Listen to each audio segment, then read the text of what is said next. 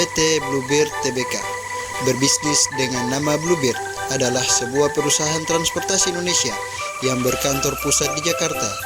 Untuk mendukung kegiatan bisnisnya, perusahaan ini memiliki lebih dari 20.000 armada dan 23.000 karyawan yang beroperasi pada 48 pool di 18 kota. Djoko Soentono adalah seorang pakar hukum yang berkontribusi dengan mendirikan perguruan tinggi ilmu kepolisian dan akademi hukum militer. Selain itu, ia juga pernah menjabat sebagai dekan Fakultas Hukum Universitas Indonesia. Ia dan keluarganya tinggal sederhana di Jalan HOS Cokro Aminoto, Jakarta.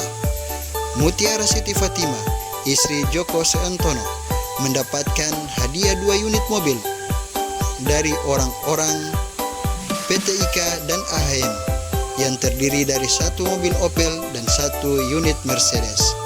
Setelah Djoko Soentono meninggal, Fatimah mengumpulkan 3 anaknya yang belum selesai kuliah, Purnomo, Chandra, dan Mintarsi.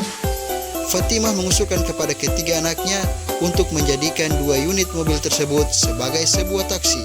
Akhirnya, kedua mobil tersebut dijadikan taksi dan bisnis tersebut diberi nama Chandra Taksi, serta berstatus belum mengantongi izin.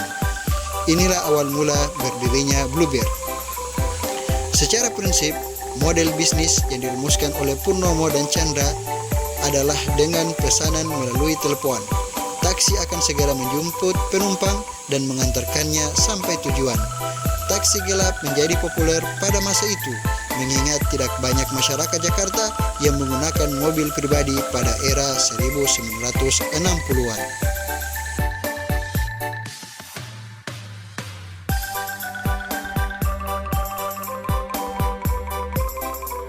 Tepat pada tanggal 1 Mei 1972, taksi Bluebird yang dideskripsikan oleh Albertine Endah sebagai taksi berwarna biru dengan logo burung yang tengah melesat pun berseliweran di jalan-jalan Jakarta. Sementara itu, Chandra Taksi masih dipertahankan dengan namanya pun diubah menjadi Golden Bird. Pada saat KTT GNB 1992 digelar di Indonesia, Bluebird meluncurkan merek Silverbird yang memfokuskan diri sebagai taksi kelas eksekutif untuk keperluan transportasi tamu kehormatan dari negara-negara anggota GNB. Pihak swasta diundang untuk menyediakan transportasi tersebut. Begitu KTT usai, Silverbird diubah menjadi taksi eksekutif. Selama dekade 2000-an, perusahaan ini kemudian mendapatkan status badan hukum perseroan terbatas pada tanggal 29 Maret 2021. Pada tahun 2016, perusahaan ini meluncurkan Bluebird MPV, yakni layanan taksi dengan MPV pertama di Indonesia.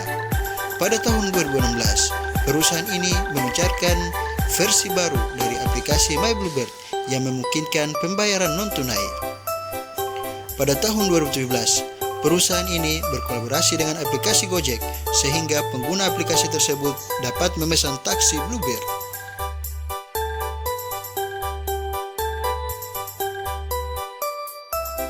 Perusahaan ini juga berkolaborasi dengan Traveloka sehingga pengguna Traveloka dapat memesan angkutan komuter dari dan ke Bandara Soekarno-Hatta yang disediakan oleh Big Brand dan Golden Bird.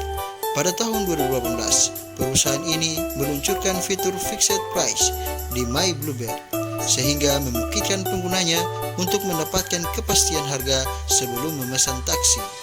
Menteri Pariwisata juga menempatkan perusahaan ini sebagai Wonderful Indonesia Service Ambassador.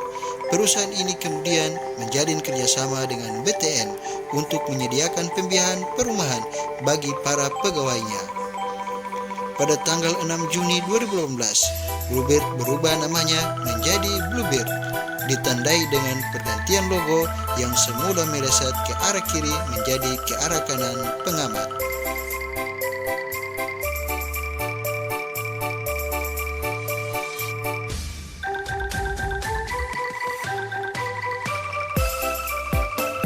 Bluebird menjalin kerjasama strategis dengan MUFG untuk mendirikan PT Balai Lelang Keredai yang bergerak di bidang pelelangan kendaraan. Melalui program Kawan Bluebird, perusahaan ini juga berekspansi ke Yogyakarta dengan menggandeng taksi Pataga sebagai Kawan Bluebird.